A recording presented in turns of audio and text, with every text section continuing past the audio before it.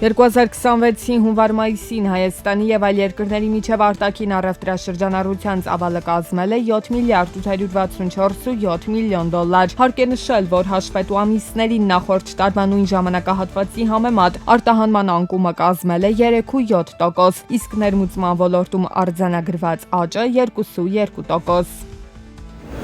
Միացյալ Նահանգներում Հայաստանի Հանրապետության դեսպան Նարեկ Մկրտչյանը ամերիկյան կողմի հետ քննարկել է հազվագյուտ հանքանյութերի ոլորտում համագործակցությունը։ Զրույցի ընթացքում ընդգծվել է ընթացիկ տարվա մայիսին ստորագրված համապարփակ ռազմավարական գործընկերության կանոնադրության եւ կարեւորագույն հանքանյութերի ու հազվագյուտ հանածոների արդյունահանման եւ մշակման ոլորտում մատակարարման ապահովման շրջանակային հուշագրի համատեքստում համագործակցության կարեւորությունը։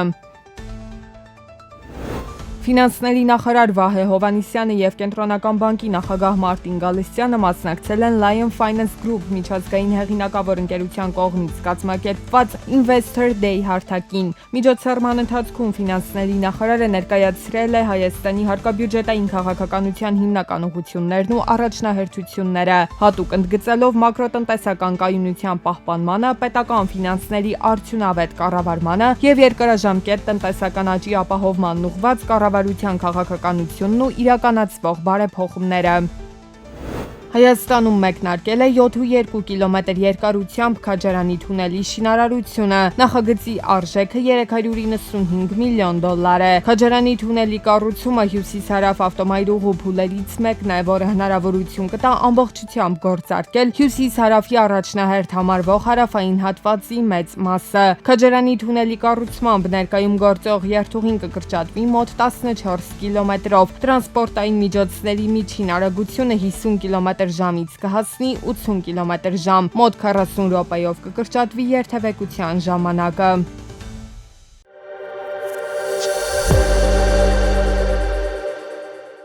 Ներքին դեֆիցիտը կանխելու եւ գները զսպելու համար Մոսկվան գնացել է կտրուկ սահմանափակումների։ Ժամանակավորապես արգելք է սահմանվել բենզինի եւ կերոսինի արտահանման վրա։ Դիզելային վառելիքի արտահանման ամբողջական արգելքի գաղափարը նույնպես քննարկվում է։ Արտահանման սահմանափակումներին զուգահեռ ռուսական նավթավերամշակող գործարանները պետք է կտրուկ ավելացնեն թողարկման ծավալները։ Ակնկալվում է, որ արդեն հաջորդ ամիս ներքին շուկան կզգա առաջարկի աճ։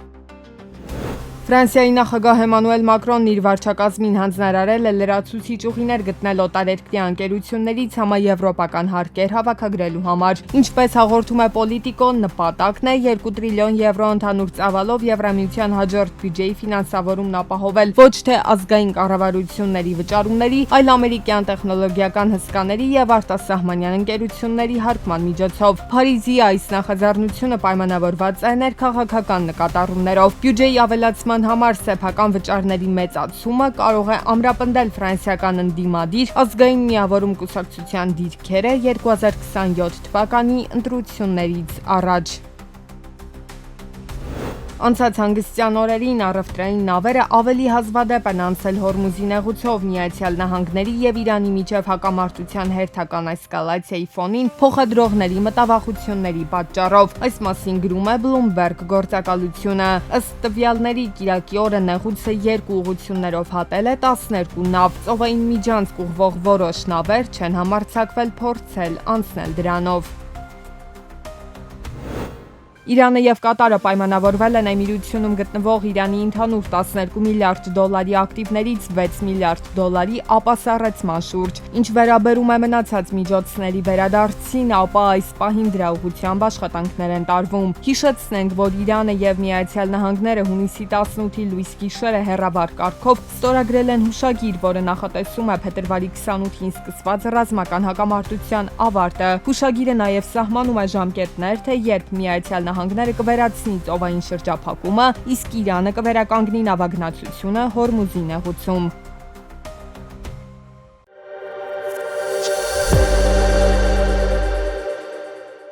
Լեռնային Ղարաբաղից բռնի տեղահանված մեր հայրենակիցների բնակարանային ապահովման աջակցության պետական ծրագրում առանցքային փոփոխություններ են կատարվել։ Մեկնարկից ի վեր հստակեցված նոր կարգավորումներն ուղղված են գործնականում ի հայտ եկած խոչընդոտների վերացմանը։ Առաջին եւ ամենասուր հարցերից մեկը բարձրացրել էին ամուսնալուծված անձինք։ Պրակտիկայում արձանագրվել էին դեպքեր, երբ անչափահաս երեխաները փաստացի գտնվել են ծնողներից մեկի խնամքին, սակայն աջակցության ծրագրին առաջինը դիմել է մյուս ծնողը։ Սա լուրջ խնդիր էր առաջացնում, քանի դեռ երեխան իր հավաստագիր ստանալու իրավունքը չէր իրացրել առաջին դիմողի հետ, մյուս ծնողը զրկված էր համակարգով դիմելու հնարավորությունից։ Այժմ կարգավորումն այնպես է, որ եթե կա դատարանի վճիռ առ այն, թե ում հետ պետք է բնակվի անչափահաս երեխան, համակարգը եւս այդպես է արձագանքում, այսինքն երեխան որպես ընտանիքի պարտադիր անդամ համարվում է այն ընտանիքում պարտադիր անդամ, ում դատարանի վճռով վերագրված է այդ իրավունքը,